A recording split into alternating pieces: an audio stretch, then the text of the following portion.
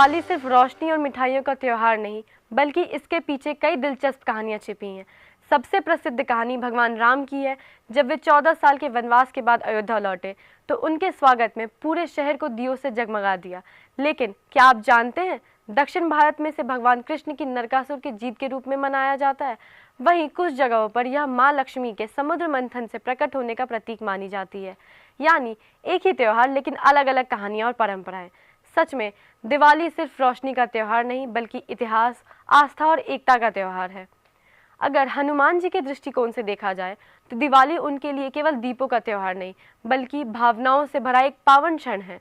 हनुमान जी के मन में आज भी उस दिन की स्मृति ताज़ा है जब प्रभु श्री राम 14 वर्षों के वनवास के बाद और लंका विजय के बाद अयोध्या लौटे। अयोध्या नगरी दीपों से जगमगा उठी थी और हर ओर जय श्री राम के जयकारे गूंज रहे थे।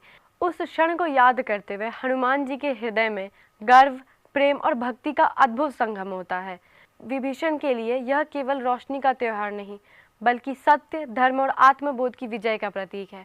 उन्हें याद है वह क्षण जब वे अपने ही भाई रावण का साथ छोड़ धर्म का मार्ग चुना था, जब लंका में अधर्म का अंत हुआ और प्रभु श्री राम ने रावण का वध किया। तो विभीषण के मन में एक गहरा सुकून था, न केवल एक राजा के रूप में बल्कि एक भक्त के रूप में भी। विभीषण के दृष्टिकोण से दीपावली हमें यह सिखाती है कि सच्ची रोशनी बाहर के दियों में नहीं, बल्कि उस साहस में है जो हमें सही के पक्ष में खड़ा होने की शक्ति देता है। दिवाली की परंपराएं भी उतनी ही दिलचस्प हैं जितनी उसकी कहानियाँ। प्राचीन समय से ही लोग इस दिन अपने घरों की साफ सफाई करते हैं ताकि माँ लक्ष्मी का स्वागत हो सके, क्योंकि माना जाता है कि स्वच्छ घर में ही धन की देवी प्रवेश करती है। रात को दियों की कतारें जलना केवल सजावट नहीं, बल्कि अंधकार पर प्रकाश की जीत का प्रतीक है।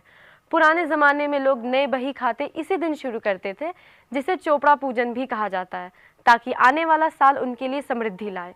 कुछ जगहों पर गोवर्धन पूजा और भाई दूज भी इसी पर्व का हिस्सा है। सोचिए, एक ही त्योहार जो इतिहास, भक्ति, परिवार और परंपराओं की इतनी सुंदर कहानी कहता है। मेरे और मेरी पूरी टीम की तरफ से दीपावली की हार्दिक शुभकामनाएं।